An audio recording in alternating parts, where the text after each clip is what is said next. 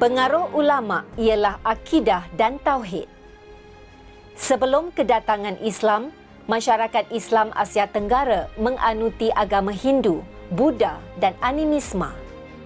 Perubahan dalam sistem pemerintahan selepas kedatangan Islam ialah institusi kesultanan yang berasaskan dari institusi beraja atau konsep dewa raja kepada institusi kesultanan yang diambil dari gelaran Sultan Kerajaan Bani Abbasiyah dan Turki Uthmaniyah. Raja-Raja Melaka menggunakan gelaran Khalifatul Mukminin dan Zilullah fil Alam. Sebenarnya singgasana ini merupakan satu simbol pentadbiran ya, setelah kedatangan Islam ke Asia Tenggara, terutamanya di Tanah Melayu. Negara-negara di kawasan Asia Tenggara ini telah berubah sama sekali ya, setelah kedatangan Islam. Right? So dari segi politiknya, gelaran raja telah dibertukar kepada sultan. Itu yang pertama sekali. Right? Yang kedua, nasab keturunan. Nasab keturunan raja berdasarkan kepada tokoh-tokoh Islam yang gah, yang terkenal. Contohnya Iskandar Zulkarnain. Untuk menunjukkan bahawa betapa tingginya darjat sultan itu. Yang ketiganya, munculnya institusi kesultanan. Seperti inilah ya, institusi kesultanan yang diwarisi dari zaman berzaman. Sistem pemerintahan berperanan kepada mufti sebagai penasihat sultan dalam hal ehwal agama dan pentadbiran. Jawatan pegawai agama diwujudkan seperti kadi, katib, bilal, pemungut zakat, penyelia baitul mal dan penjaga harta wakaf. Islam menjadi agama resmi bagi kerajaan Melaka, Aceh dan Brunei. Nama Islam diperkenalkan seperti Aceh Darussalam, Sultan Mahmud Shah, bermaksud Sultan Terpuji. Contohnya penggunaan warna kuning ini ya, merupakan salah satu daripada daulat yang lain daripada rakyat. Konsep daulat juga merupakan salah satu cara bagaimana kedudukan seseorang raja itu dikukuhkan. Dan ini sebenarnya sebagai satu hubungan untuk mengukuhkan antara raja dengan rakyat. Sebelum pengaruh British di Tanah Melayu, undang-undang dalam kerajaan Melayu diasaskan oleh undang-undang Islam dan adat Melayu. Boleh tak cikgu jelaskan sikit? Sebelum kedatangan Islam, kawasan di Asia Tenggara, terutamanya di Tanah Melayu, contohnya, telah mengamalkan dua jenis undang-undang. Yang pertama kita digelar sebagai undang-undang bertulis dan yang kedua undang-undang tidak bertulis. Sistem perundangan pula diperkenalkan undang-undang syariah di samping undang-undang adat dipelihara. Undang-undang syariah yang terkenal ialah Hukum Kanun Melaka dan Kanun Mahkota Alam di Aceh. Kemudian undang-undang Pahang, undang-undang 99 Perak ya, itu dinamakan sebagai undang-undang yang bertulis, yang ditulis. Itu maksudnya, right. Yang lebih lama sikit undang-undang adat, iaitu undang-undang yang tidak bertulis. Kesan daripada pengaruh Islam di rumpun Melayu, maka lahirlah pepatah yang mengatakan agama dijunjung, adat dikandung. Inilah menjadi rujukan utama jati diri orang Melayu. Undang-undang adat ni kita ada dua, iaitu undang-undang adat, adat Temenggong dan juga adat Pepatih. Adat Temenggong adalah adat yang digunakan di semua negeri di Tanah Melayu kecuali Negeri Sembilan. Manakala adat Pepatih itu diamalkan hanya di Negeri Sembilan sahaja. Sairing salam je sambah, sambah lalu salam kembali. Disusun jari nan 10, ditakuakan kepala nan 1, sambah ke-7 ke Marapulai. Kambanglah bungo di bukit tinggi, malati kambang dari patang. Siriah galak pinang menari, menjamu Marapulai nan baru datang.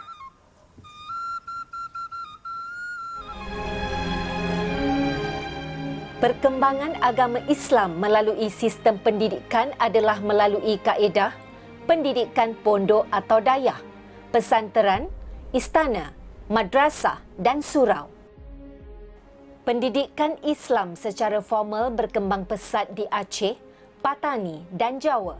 Di Perlak, terdapat dayah yang terkenal iaitu dayah Bukit Cebrek yang dibina pada abad ke-9. Pada zaman Kesultanan Melayu Melaka, pendidikan agama Islam formal diadakan di istana, rumah ulama, surau dan madrasah. Istana, tempat pengajian golongan bangsawan. Aceh digelar Serambi Mekah kerana kepesatan perkembangan pendidikan agama Islam. Golongan wanita turut mendapat peluang pendidikan dan menjawat jawatan semasa pemerintahan Kerajaan Aceh. Terdapat undang-undang yang melindungi wanita, isteri, anak dan ibu tunggal.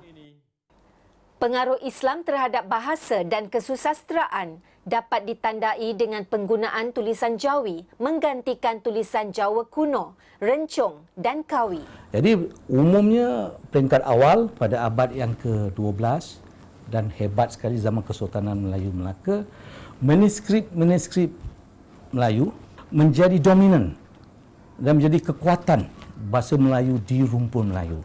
Sehingga siapa yang nak berdagang, siapa yang nak berniaga dan siapa-siapa ada cita-cita nak menaklukki Melaka kena menguasai bahasa Melayu. Bahasa Melayu tulisan Jawi. Lahirnya sastrawan tempatan seperti Tun Sri Lanang, Syamsuddin Al-Sumaterani dan Abdul Rauf Singkel.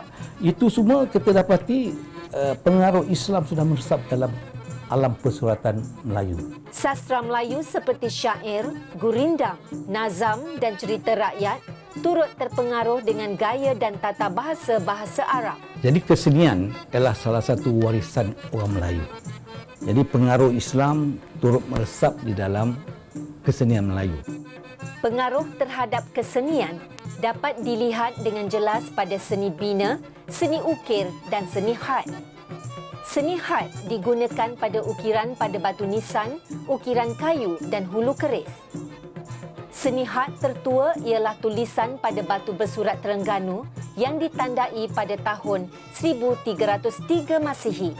Pengaruh masjid Cina sangat mempengaruhi kepada masjid di rumpun Melayu, di alam Melayu. Masjid di Kampung Laut, 3 tingkat. Lepas tu Islam sebar di Jawa dan di Mindanao, 3 tingkat.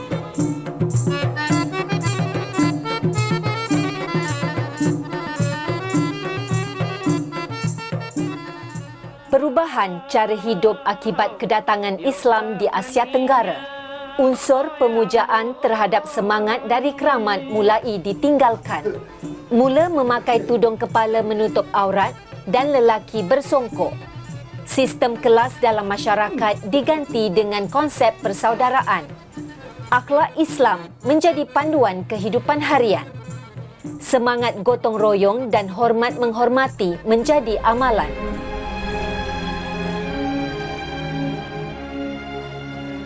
Ketara dalam seni gerak ni ialah tarian, iaitu tarian Zapin.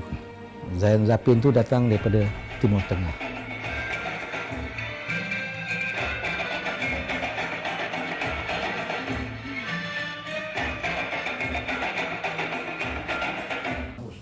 Dabus pula kita dapat tu ialah satu gerak tari juga, di mana kita tengok, kita lihat di mana ini pengaruh daripada Hasan Hussein.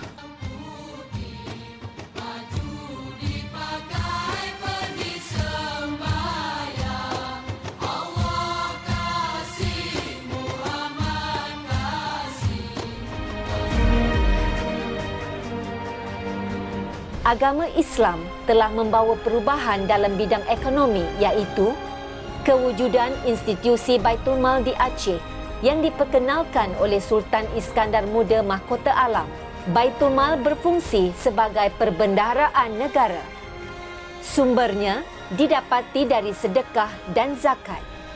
Amalan riba mula dihakis dan fahaman terhadap hukum haram dalam kegiatan perdagangan. Apa-apa hasil yang kamu dapat daripada muamalah riba yang haram tadi, kita dapat untung besar daripada aktiviti haram dan sebagainya, tapi sebaliknya zakat yang kamu berikan itu ya semata-mata kerana Allah, itulah yang dapat menggandakan ataupun dapat memberi keuntungan besar kepada kamu. Penipuan dan penindasan dapat dikurangkan. Sifat berjimat cermat dan rajin berusaha diambil fahaman dan iktibar dari ajaran Islam, hadis dan Al-Quran.